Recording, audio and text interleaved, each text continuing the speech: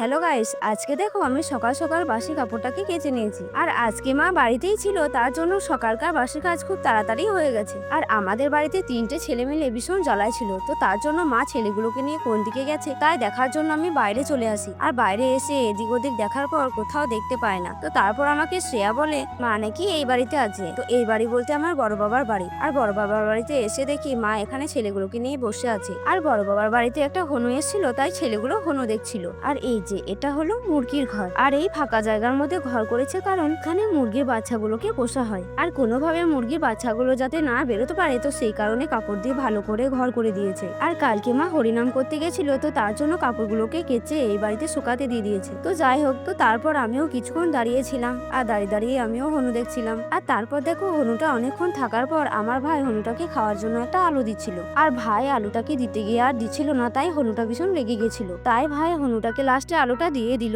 আর হনুর এসব কাণ্ড দেখে আমরা সবাই হাসাহাসি করছিলাম।